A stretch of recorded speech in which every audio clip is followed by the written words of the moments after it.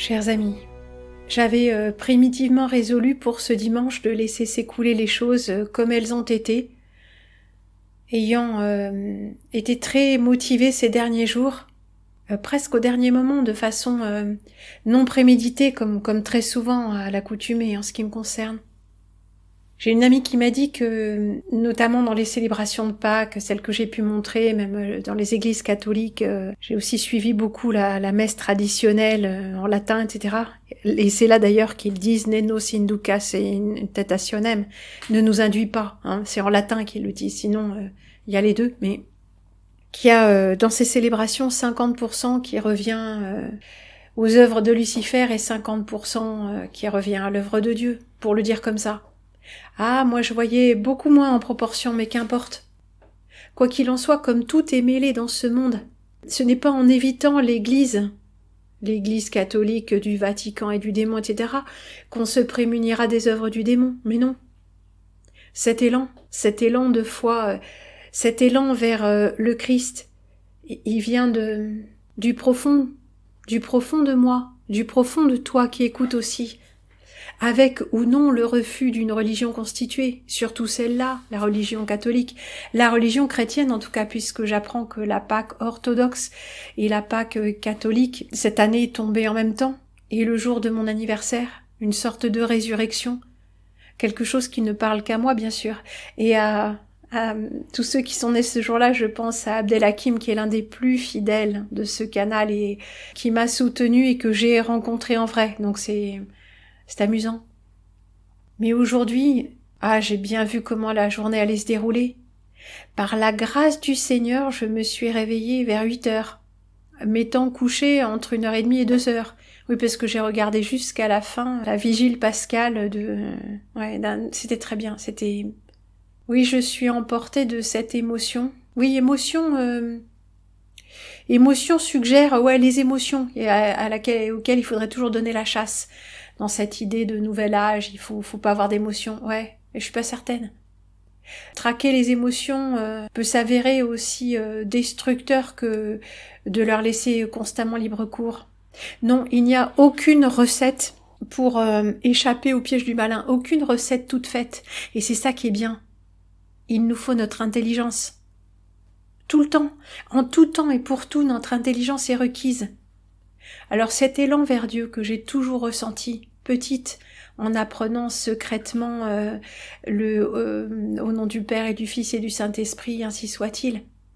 Le jour où mon frère et moi, presque en cachette ayant l'air d'avoir fait quelque chose de mal, nous avons allumé un cierge à Notre-Dame l'ancienne, quand elle était encore sombre. Et toutes ces choses que je me suis autorisées, un chemin vers la foi. Oui, je suis pétrie de culture catholique, chrétienne de cœur et catholique de culture. Les églises, les cathédrales, la peinture, tout ce que mon père m'a enseigné, non pas de la religion, mais de la culture classique. Outre la culture païenne, gréco-latine, etc., mais me ramène à ce monde catholique, la musique de Vivaldi. Handel, non, c'est protestant. D'ailleurs, nous allons écouter des extraits du Messie. Je voulais vous montrer ces choses-là. La Cappella dei Scrovegni, à Padoue, les fresques de Giotto, dont j'ai abondamment illustré les émissions. Oui, j'ai pris ce que j'ai trouvé dans une qualité suffisante, mais ces fresques spécifiquement, leurs couleurs et leurs dessins un peu stylisés, absolument intemporels, et ces couleurs d'une douceur absolue, me parlent de l'élan de la foi. Mon père, le sémanticien, parlait beaucoup de la valeur des histoires, de la valeur narrative, ou plutôt de la valeur symbolique des contenus narratifs. Alors je lis notre histoire comme ça. Que le Christ ait existé ou non, m'importe peu.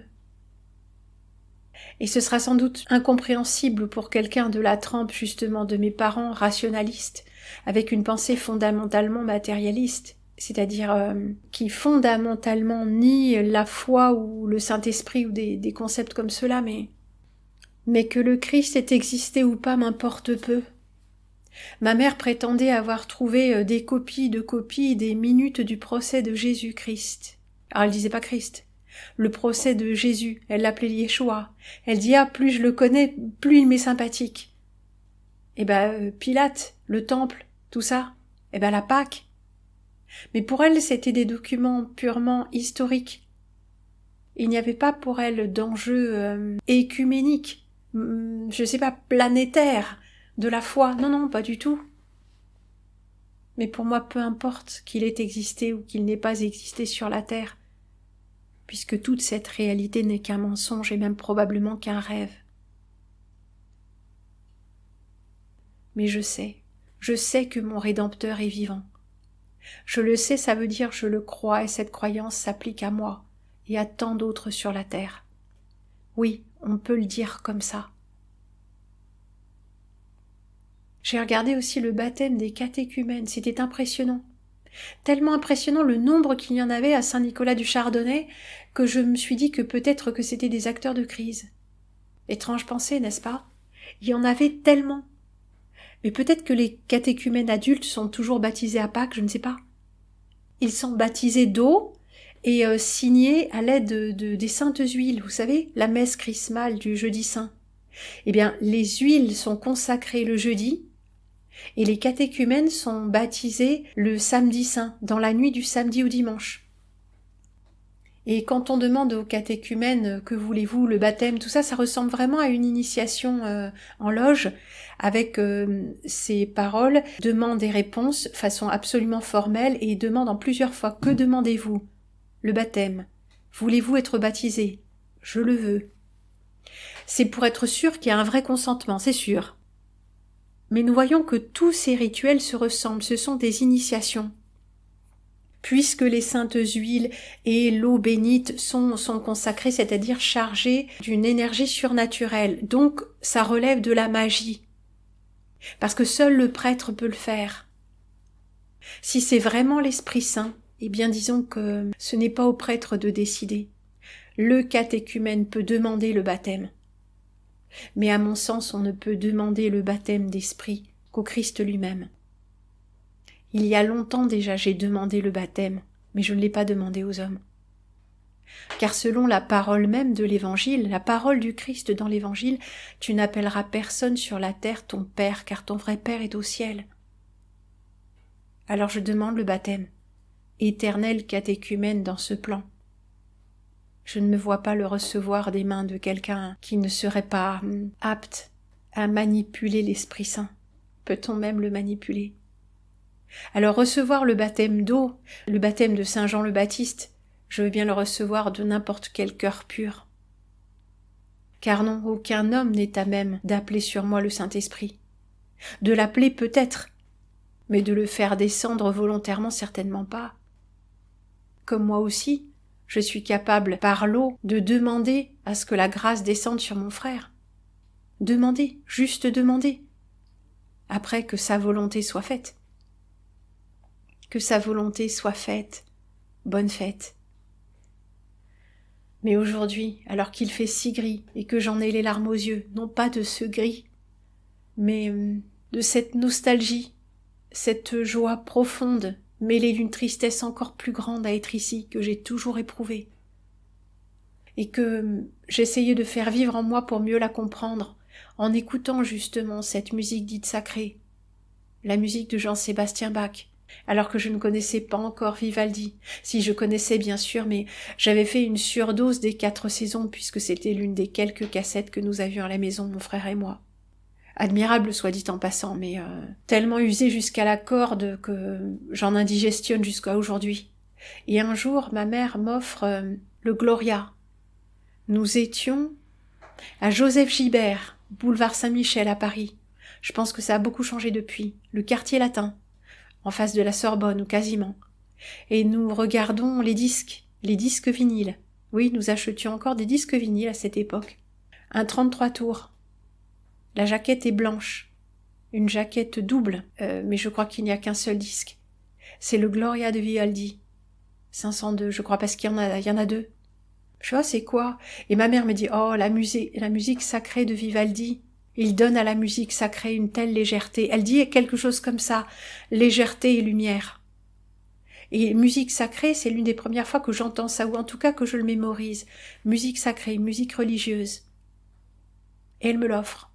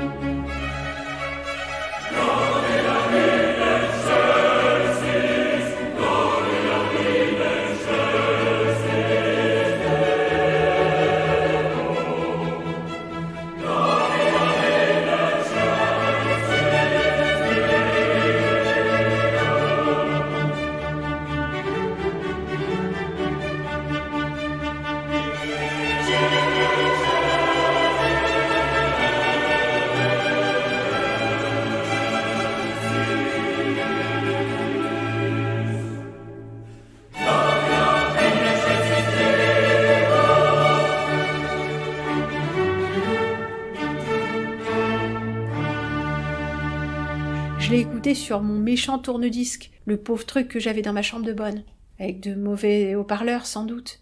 Et puis j'ai dû me faire une cassette aussi, je ne sais plus comment. Ah non, bien sûr, le tourne-disque, je ne devais pas l'avoir dans la chambre de bonne. J'aurais jamais eu la place de le mettre. Ou alors j'aurais plus eu la place de circuler dans la pièce. Enfin la pièce, le réduit. Et je vous le ferai entendre un jour. Il y a une très très belle réalisation, je vous en parlerai. En tout cas, entre les illustrations de la Cappella dei Scrovegni de Giotto et un peu de Piero della Francesca, toujours un peu dérangeant, ces visages, et l'autre, c'est Fra Angelico, bien sûr, des fresques. Frère Angélique, mais comme c'est beau. Ces images-là, elles me parlent d'un temps qui recule dans les lointains, non seulement de la mémoire, mais des profondeurs de l'âme. Et je pense que ces images vous auront fait certainement le même effet. Tout le monde n'y est pas sensible, mais toi qui les as vus et en as fait la remarque, toi aussi tu y vois quelque chose, non? La douceur de ces teintes, leur patine crémeuse, et ces ors aussi appliqués sur les tableaux. Il y a quelque chose, non? Dans ses yeux baissés, dans le regard de l'ange, dans les plumes de ses ailes, dans le coloris rose de la robe, dans l'ombre des plis. J'écris ton nom? Non. Dans la composition de ces tableaux, dans le baiser de Judas, ces deux profils qui se fondent, nous voyons autre chose. Ça nous parle d'autre chose. Nous l'avons sur le bout de la langue. Nous l'avons au bord des lèvres, nous le savons. C'est quelque chose qui est si près de nous et insaisissable. Peut-être est-ce quelque chose qui appartient à l'autre côté quand nous nous endormons. Quand nous nous endormons à ce monde, nous réveillons-nous à une autre réalité, où nous sommes plus vibrants de vie, plus réunis à nous-mêmes, plus réunis à l'Esprit Saint. Il y a quelque chose qui nous échappe ici, n'est-ce pas? J'en ai toujours pleuré. Je n'ai pas besoin d'être dans une église et d'entendre les grandes orgues pour pleurer. Mais oui, c'est vrai quasiment qu'à chaque fois que je vais à un de ces concerts de musique sacrée, ou que j'assiste à une messe, Une vraie messe, une messe traditionnelle, de toute ferveur. Eh bien oui, je pleure. Il y a toujours un moment où une parole juste se dépose dans mon cœur. Mais avant, je pleurais en écoutant la musique de Bach. J'avais griffonné sur un de mes carnets. Bach, la beauté donne un sens à ma douleur. Je n'ai toujours pas trouvé le moyen de le dire mieux. Je suis en exil ici, et seuls certains accents de cette musique me parlent de cet ailleurs, ou plutôt me parlent depuis cet ailleurs. Si je tends l'oreille, au-delà de la musique, l'ange de la musique, l'ange de l'air, du souffle et du son, essaye de nous faire passer un message. Et très souvent, le message se dépose là, dans le fond de notre cœur. Mais nous ne savons pas quoi en faire. En faire. En faire. Et sur la terre comme au ciel.